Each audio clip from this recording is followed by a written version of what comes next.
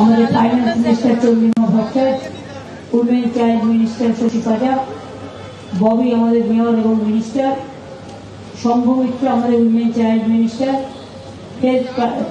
Principal secretary আমাদের নারায়ণ নিগম, এবং এখানে ইকবালরা আছে, কালামরা আছে, এখন দেবারা আছে, মালা আছে, বাবু আছে, জয়প্রকাশ, বাবাই, সুদীপ থেকে শুরু করে ট্যান্ডন থেকে শুরু করে আর অনেকেই আছে। ধানুকা সাহেব খুব ভালোভাবে উপযুক্তভাবে দুটি গান সবাইকে শুনিয়েছেন। উনি প্রতি বছরই এই উৎসবে এসে কিছু না কিছু সঙ্গীতের মাধ্যমে সঙ্গীতের সুরো সাধনা করেন এবং সেটা আমরা খুশি হই। সঞ্চালক হিসেবে সতীনাথ দা অনেক পুরনো, তিনি আপনাদের কাছে প্রোগ্রাম সঞ্চালনা করেছেন এবং আমার এই এলাকাটা হচ্ছে কসমোপলিটন এরিয়া। শেক্সপিয়ার সরণি পুলিশ স্টেশন তার ঠিক অপোজিটে এই প্রোগ্রামটি হচ্ছে। কালী পুজো উপলক্ষে পুলিশ স্টেশন তার ঠিক অপোজিটে এই প্রোগ্রামটি হচ্ছে। কালী পুজো উপলক্ষে যাতে বিপর্যস্ত মানুষের পরিবারগুলো তাদের আমরা কিছুটা সাহায্য করতে পারি, তাই আমরা সবাই সবার মতো করে চেষ্টা করেছি তাদের পাশে দাঁড়ানোর। আমি গত দু সপ্তাহে দুবার গেছি এবং সবচেয়ে অতি প্রত্যন্ত অতি দুর্গম অঞ্চলগুলোতেও ভিজিট করেছি।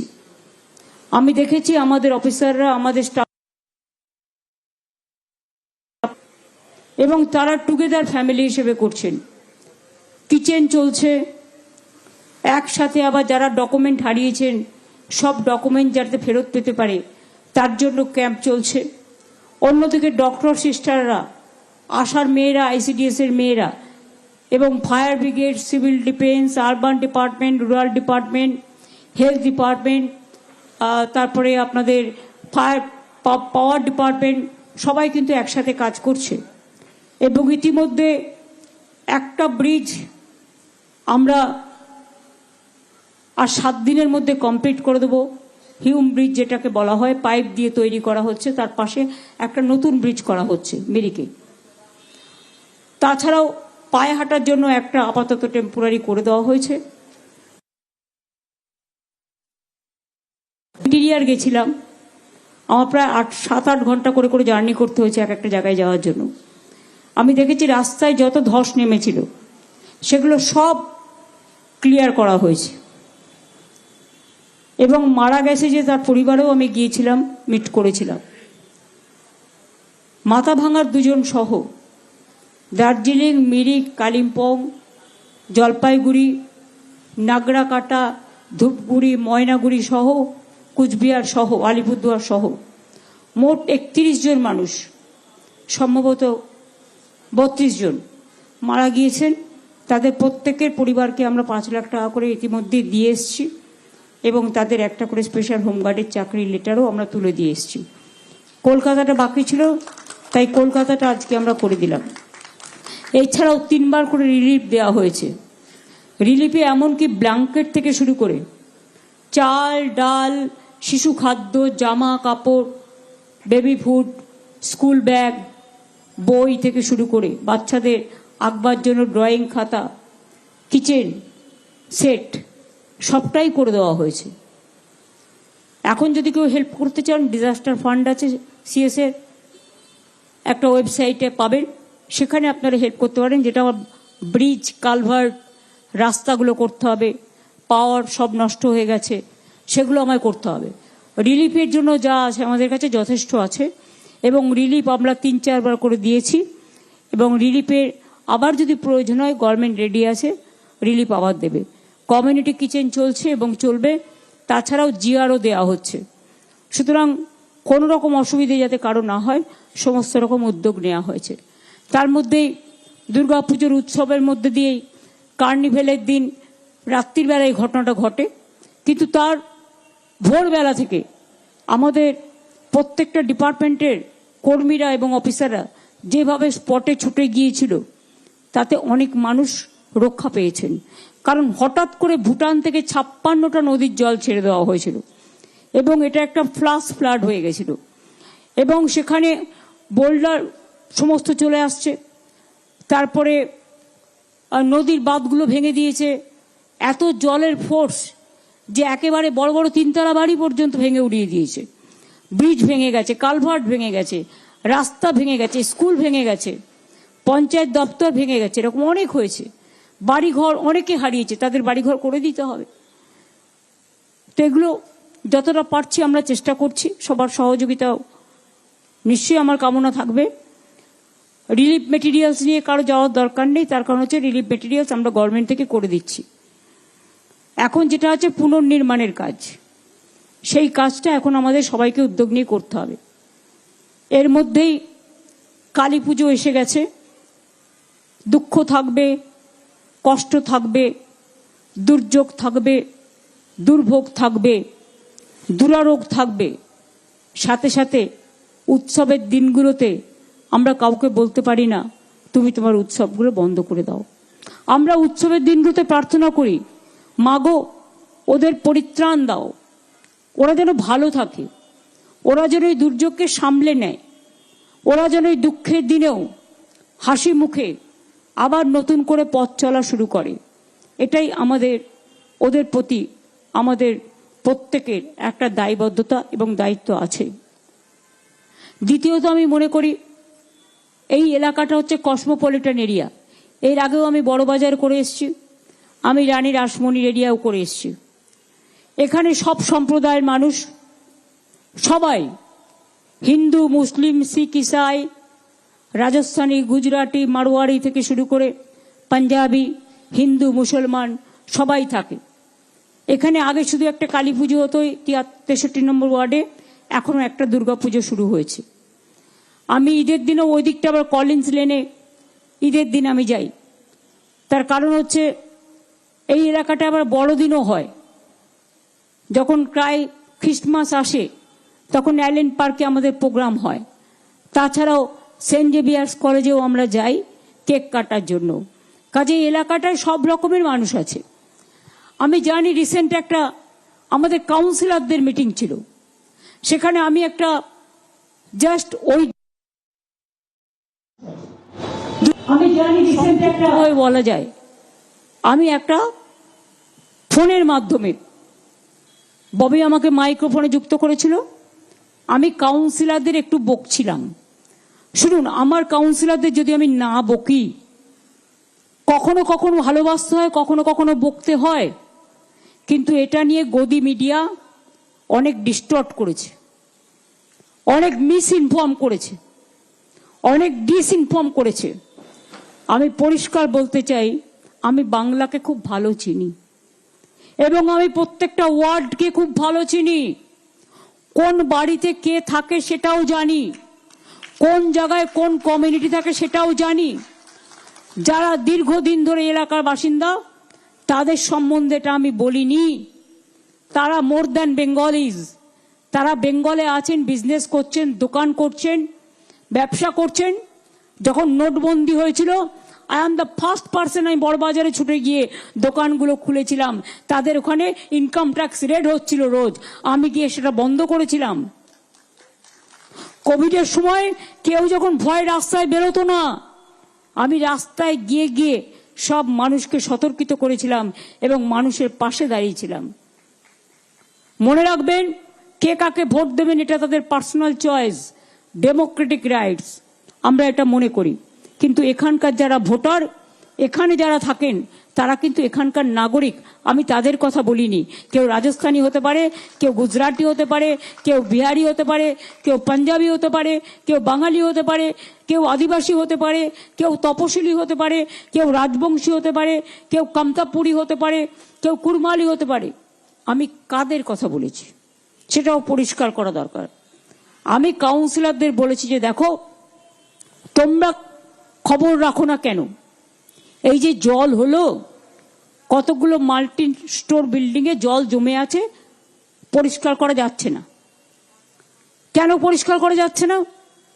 খবর নিলাম, কারণ আমি জলটা দাঁড়িয়ে দাঁড়িয়ে, মানে মন থেকে দাঁড়িয়ে দাঁড়িয়ে, ববিরা জানে আমি রাত 1টা নেই, 2টো নেই, পুজোর সময় পর্যন্ত যাতে স্ট্যাম্পিড না হয়, কন্টিনিউয়াস হোল নাইট জেগে আমরা প্রোগ্রাম করেছি। তাছাড়াও জল যাতে 6 ঘন্টার মধ্যে জল ক্লিয়ার করে দিয়েছে ওরা। তখন বিহার থেকে জল এসেছিল, উত্তরপ্রদেশ থেকে এসেছিল। মনে রাখবেন গঙ্গা কিন্তু একটাই, হিমালয় থেকে কন্যাকুমারিকা যাই বলুন, আমরা বলি বিন্ধ্যা পর্বত থেকে দ্বারকা, হিমাচল থেকে কন্যাকুমারিকা, দেরাদুন থেকে শুরু করে ইউপি থেকে শুরু করে যে বর্ষাটা হয়েছিল ওখানেও পাহাড়েও জলগুলো, ওদেরটা হচ্ছে উঁচু জায়গা আর আমাদের কলকাতাটা হচ্ছে একদম ছোট্ট নৌকার মতো, এটা সবচেয়ে সমতল নিম্ন জায়গা, সেই জন্য সব জলগুলো একসাথে এসে পড়েছিল। আর গঙ্গা টুপুটুপু করছিল, তার কারণ ডিবিসির জল ছেড়েছিল না জিজ্ঞেস করে, পাঞ্চেত ছেড়েছিল, এগুলো সেন্ট্রাল গভর্নমেন্টের, মাইথন ছেড়েছিল। তাছাড়াও ফরাক্কা, ডিবিসি, মাইথন, কলকাতা পোর্ট, হলদিয়া পোর্ট, এগুলো ড্রেজিং হয়নি 20 ইয়ার্স। ফলে কি হয়েছে, পলি জমে গেছে। পলি জমে গিয়ে কি হয়েছে, জল ধারণ করার ক্ষমতা হারিয়েছে। তাও তো এখানে আমরা ক্ষমতায় আসার পর 5.5 লক্ষর বেশি পুকুর কেটেছি, ওই জলটা কিন্তু পুকুরগুলোকেও ভরেছে। 500 চেক ড্যাম করেছি, তাতেও ভরেছে।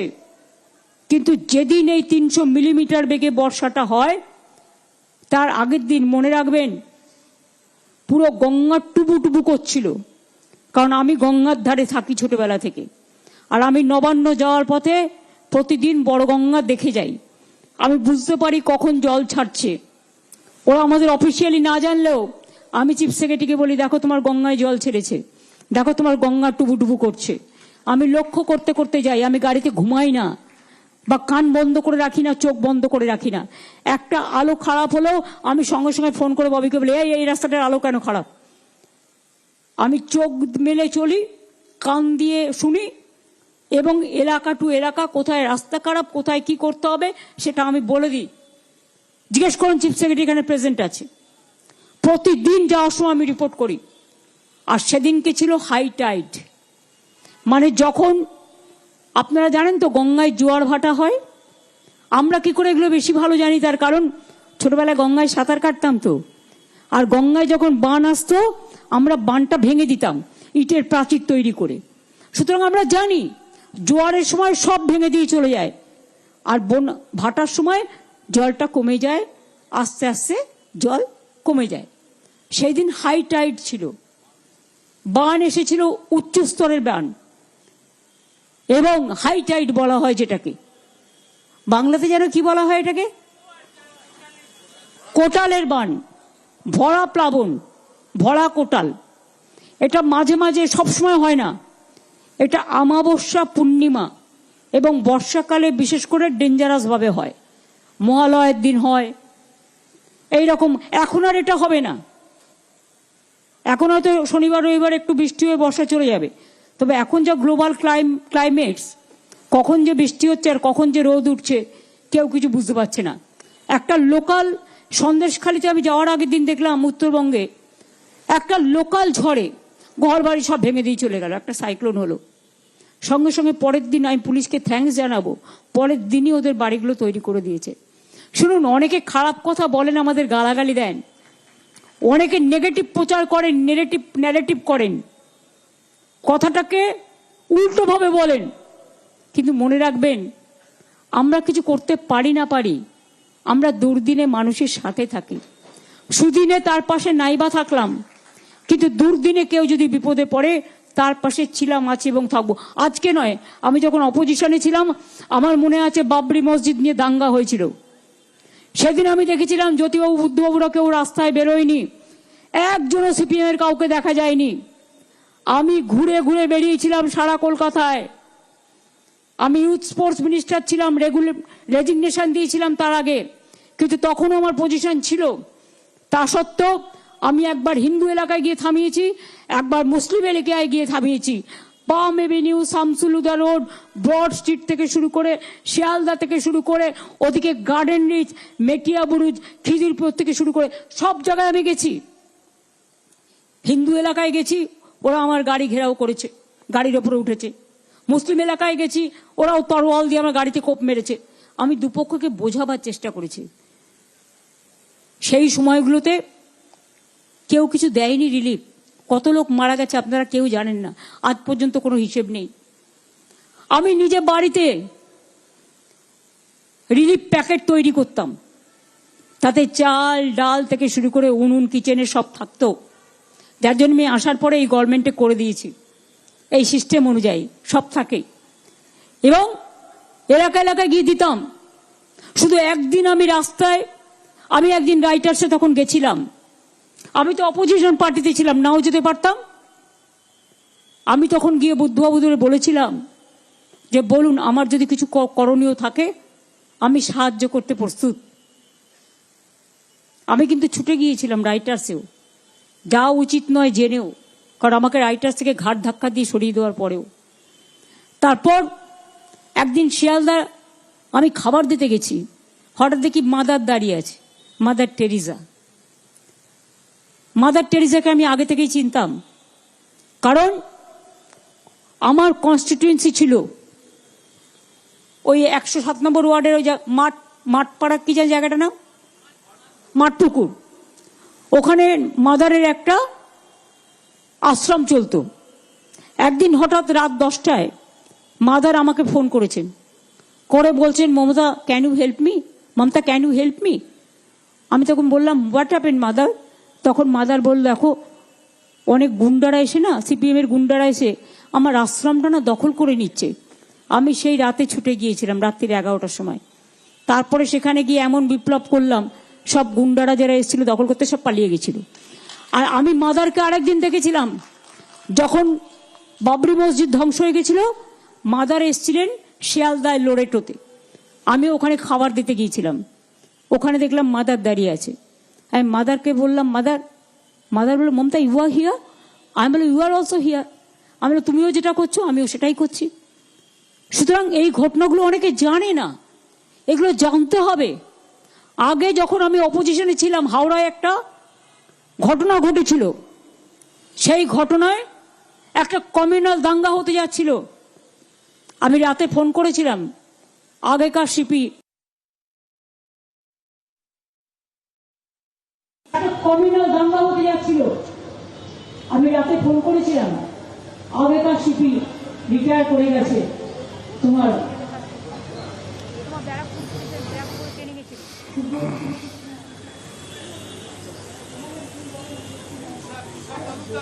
নো নো নো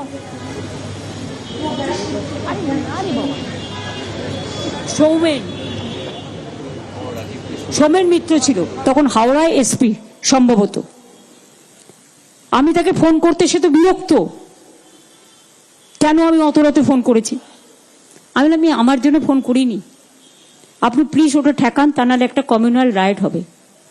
আমার এইটুকুই বলার, আর কিছু বলার নেই। তখন ফোনও ধরতো না এরা, ফোন করলে বিরক্ত হতো। এখন তো আমাদের মিনিস্টাররা ইজি অ্যাভেলেবেল, অফিসাররা ইজি অ্যাভেলেবেল। আগে কোনোদিন কোথাও দেখেছেন? বা অন্যান্য রাজ্যে গিয়ে দেখুন, একটা ঘটনা ঘটেছে বলে বলছে বিজেপির নেতারা কলকাতা নাকি সেফ নয়, বেঙ্গল নাকি সেফ নয়। আমি বলি তোমার Assam safe, Uttar Pradesh safe, Rajasthan safe, Madhya Pradesh safe. তোমার উত্তরপ্রদেশে প্রতিদিন কত মেয়ের ওপর অত্যাচার হয়, এমনকি অত্যাচারিত মেয়ে থানায় গেছে, আইসি নিজে রেপ করেছে। কি ডাবল ইঞ্জিন সরকারের বন্ধুরা, একবারও কৈফিয়ত দেবেন? আমি তো চাই না এখানে একটাও ঘটনা ঘটুক, কিন্তু কোথাও দেখুন 10 কোটি 11 কোটি লোক, কোথাও একটা ঘটনা ঘটলে সব তো পুলিশ তো বাড়ি বাড়ি গিয়ে পাহারা দেয় না। আমরা ল অ্যান্ড অর্ডার দেখা আমাদের কর্তব্য নিশ্চয়ই, আমাদের কোনো কিছু নলেজে আসলে সঙ্গে সঙ্গে আমরা অ্যাকশন নিই। একটা ঘটনা ঘটেছে, পুলিশ সঙ্গে সঙ্গে অ্যাকশন নিয়েছে। এবং আপনারা দেখেছেন গত পরশুদিন তার বাবার একটা স্টেটমেন্ট আমি দেখলাম। এখন তো আবার অনেক ফেক টেক হয়, আমি জানি না সত্য কিনা, তবে মনে হয় এটা সত্য। তিনি বলেছেন যে না না আমি মমতা ব্যানার্জির ওপর আমার আস্থা আছে, উনি যা করছেন সেটা করুক। বাদ বাকি আরো কিছু কথা বলেছে সেটা আমি বলছি না, কারণ আমি নিজেকে তাহলে বড়ভাবে ভাবতে শুরু করব, সেটা আমি করব না। আমি তার সম্মান রক্ষা করব। সুতরাং ঘটনা কি ঘটেছে না ঘটেছে আপনাদের অনেকের কাছে ক্লিয়ার হয়ে গেছে বা ক্লিয়ার হয়ে যাবে, কিন্তু সেটা নিয়ে বলে দিচ্ছে মেয়েকে এখান থেকে নিয়ে চলে যাও, বেঙ্গল ইজ নট সেফ। তাদের বলি তোমরা তো সবচেয়ে বড় আনসেফ পার্টি, তোমরা দেশটাকে সর্বনাশ করেছো, মানুষকে সর্বনাশ করেছো, সংবিধানকে সর্বনাশ করেছো, গণতন্ত্রকে সর্বনাশ করেছো, আর ধর্মের নামে অধর্ম পালন করছো। কই আমার সাথে তো কোনোদিন হোলি খেলা নিয়ে রাজস্থানীদের কোনো ঝগড়া হয়নি? হয়েছে? आपका राजस्थान का जो होली खेला होता है, मैं खुद आप लोगों को इनवाइट करते हैं। हम लोग उधर में डांडी भी करते हैं। गुजराटीरा हमार उत्सवे गিয়ে ডান্ডি নাচ করে আসেন, পাঞ্জাবিরা তাদের সিক ডান্স করে আসেন। আবার আমি যদি তাদের সাথে অংশগ্রহণ করি তখন আমাকে বলবে দেখো দেখো কি করছে, আমি বেশ করেছে করবে। আমি যদি গুজরাটের সাথে সাথ দিই তোর কি? আমি যদি রাজস্থানীদের সাথে সাথ দিই তোর কি? আমি যদি বাংলার কালচারকে সাথ দিই তোর কি? আমি যদি বিহারের ছট পুজোয় যাই তোর কি? আমি যদি রমজানে যাই তোর কি? আমি যদি ঈদে যাই তোর কি? আমি যদি ইফতারে যাই তোর কি? আমি যদি গুরুদ্বারে যাই তোর কি? আমি যদি বড়দিনে যাই তোদের কি? আমি ঠিক করব আমি কোথায় যাব না যাব। ছোটবেলা থেকে বাবা মা আমাদের রামকৃষ্ণ পড়িয়েছেন, স্বামী বিবেকানন্দ পড়িয়েছেন, আর বারবার বলতেন রবীন্দ্রনাথ ঠাকুর, নেতাজি, গান্ধীজি, নজরুল ইসলাম, ইকবাল, বাল সাহেব লালবাল পালের কথা, বাল ঠাকরের কথা, বাল ঠাকরে না সরি বল্লভভাই প্যাটেলের কথা, রাজেন্দ্র প্রসাদের কথা। নেতাজি সুভাষচন্দ্র বোস শিখিয়েছিলেন জয় হিন্দ, তোমরা আমাকে রক্ত দাও আমি তোমাদের স্বাধীনতা দেব। রবীন্দ্রনাথ গাইলেন বাংলার মাটি বাংলার জল, বাংলার বায়ু বাংলার ফল, পুণ্য হোক হে ভগবান। নজরুল গাইল ফাঁসির মঞ্চে গেয়ে গেল যারা জীবনের জয় গান, আসিয়া লক্ষ্যে দাঁড়াইছে তারা দিবে কোন বলিদান। দুর্গমগিরি কান্তার মরু দুস্তর পারাবার, লঙ্ঘিতে হবে রাত্রি নিশীথে যাত্রীরা হুঁশিয়ার। ইকবাল গাইলেন সারে জাহাঁ সে আচ্ছা হিন্দুস্তান হামারা। ভুলে গেছে সব, সব ভুলে গেছে। আমি একবার গেছিলাম বেলুর মঠে, যে কোনো কেউ গিয়ে দেখে আসবেন, আমার ওপেন চ্যালেঞ্জ রইল। আমি বেলুর মঠে গেছি, আমি দেখছি ওখানে একটা ছোট্ট দরগা আছে মুসলিমদের। আমি মহারাজদের জিজ্ঞেস করলাম, মহারাজ আপনাদের এখানে আপনারা তো হিন্দু ধর্মের প্রবর্তক, তাহলে এই দরগাটা কেন আছে? মহারাজরা আমাকে বললেন ওটা তো স্বামীজির সময় থেকেই আছে। তার মানে স্বামীজি গিয়েছিলেন একটা নিচু জাতির বাড়িতে, হুকো খেয়েছিলেন, জাত যায় কিনা দেখতে গিয়েছিল। আর যেটাকে নজরুল লিখেছিলেন জাতের নামে বজ্জাতি সব জাত জালিয়াত খেলছে খেলা। আপনার একরকম ভাষা, আপনার একরকম ধর্ম, আপনার একরকম খাদ্যাভাস, আপনার একরকম কালচার, কারো কালচার কারো নষ্ট করা উচিত নয়। আমি মনে করি যার যার উৎসব সবার, ধর্ম যার যার আপনার, উৎসব সবার। কিন্তু হিন্দু ধর্ম আমাদের শিখিয়েছেন মানবিকতা, মনুষ্যত্ব। ইসলাম ধর্ম আমি দেখেছি ওরা যখন দোয়া মানে বলে সবাইকে ভালো রাখো। আমি খ্রিস্টান ধর্মে দেখেছি ওরা যখন প্রে করে তখন বলে may God bless all of them. আমি নিজে কানে শুনেছি, কারণ আমি নাইট প্রেয়ারে যাই। গ্রন্থ সাহেবে যান, কি লেখা আছে? গুরুদ্বারা যান, সেম কথা বলবে, বলে সোনিহাল সৎ শ্রী আকাল। সব